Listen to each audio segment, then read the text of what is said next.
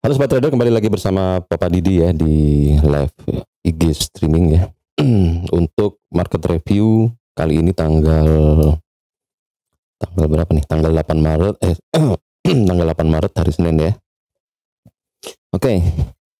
Ini yang perlu kita ketahui ya pada hari Senin 8 Maret ini, dolar Amerika ini masih memperpanjang kenaikannya menuju penutupan mingguan ya, menyusul data terkait dengan ketenagakerjaan yang optimis dan melonjaknya imbal hasil obligasi pemerintah.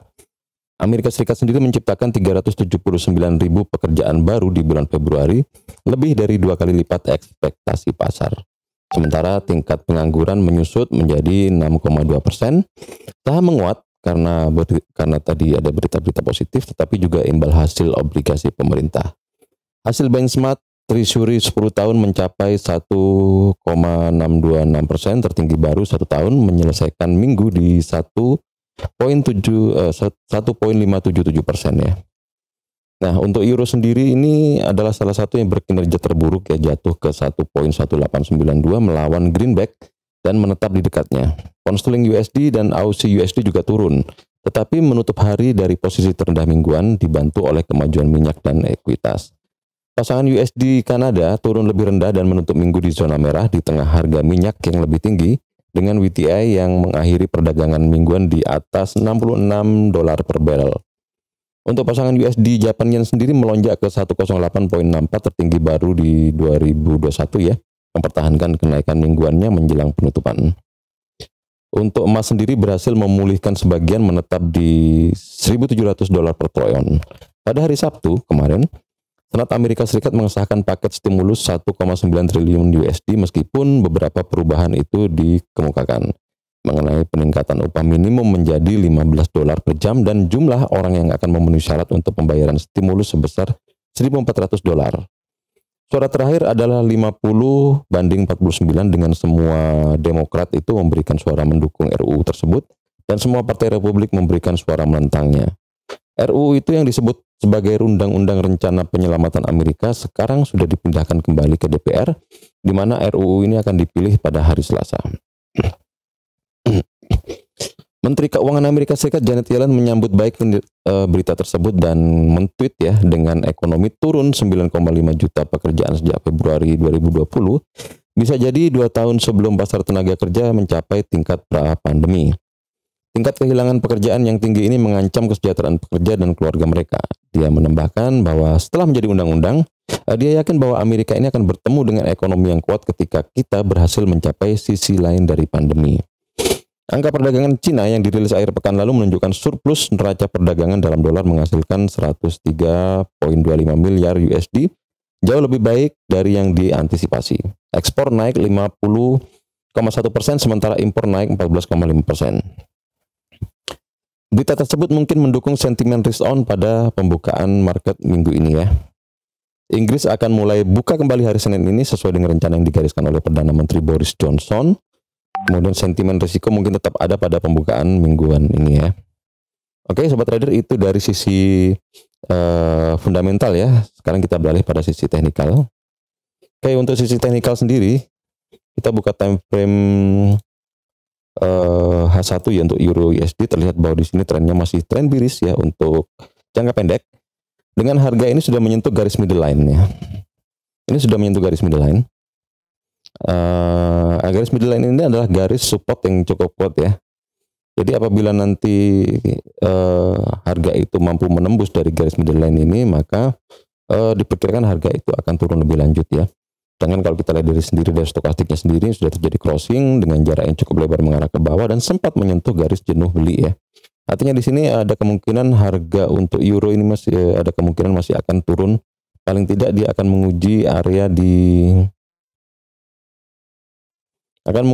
level supportnya di 1.18524 ya di situ. Oke. Planningnya apabila nanti harga ini sudah tembus ya di bawah garis middle line dan dipastikan candle berikutnya ya, dipastikan candlenya closing di bawah garis middle line ini, maka di sini teman-teman bisa ancang posisi sell ya, dengan target profit tadi di garis support di area 1.18485 di daerah situ. Oke. Kemudian kita beralih pada pound sterling USD. Oke, untuk pound sterling USD sendiri di time frame H1 dilihat di sini bahwa trennya masih tren bearish untuk jangka pendek dan garis harga sudah menembus dari garis middle line dan closing candle di bawah garis middle line dan open candle-nya juga di bawah garis middle line. Artinya di sini untuk stokastiknya sendiri kalau kita lihat sudah terjadi crossing ke bawah dengan jarak yang cukup lebar. Ini menandakan bahwa untuk market pound sterling USD ini masih akan ada penurunan untuk jangka pendek, paling tidak dia akan menguji di area 1.373 1.37406 ya, 1.37406. Ya. Strateginya di sini teman-teman bisa ambil posisi sell ya di harga sekarang juga boleh dengan target profitnya di area 1.37429. Oke. Dan strategi kedua, ternyata apabila harga itu tidak mampu melanjutkan penurunan dan dia naik, paling tidak dia akan kejar garis middle line, kemudian kalau candlenya closing di atas garis middle line, di sini teman-teman bisa ambil posisi buy. Tapi untuk sementara ini posisi sell jauh lebih diutamakan ya. Oke. Untuk US dollar Japan yen. US dollar Japan yen sendiri kalau kita lihat dari time frame H1-nya trennya masih tren bullish ya, dengan harga ini sudah bermain-main di mendekati di garis support. Dan kalau kita lihat dari stokastiknya sendiri ini sudah terjadi crossing ya, tapi masih belum menentukan arahnya mau kemana. Tapi kalau kita lihat dari pergerakan harga yang sudah berada di garis support, maka di sini posisi buy jauh lebih disarankan ya, dengan target profit nanti di area 108.705. Oke.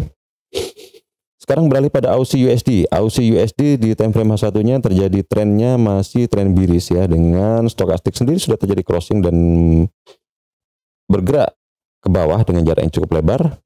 Artinya di sini ada penurunan jangka pendek ya, dengan target di area 0.76438 ya. Jadi teman-teman di sini bisa ambil posisi sell dengan target profit di 0.76438 ya. Apakah posisi buy disarankan? Tetap ada peluang untuk posisi buy, tapi tunggu harga itu turun di area middle line ini, baru di sini teman-teman bisa ambil posisi buy.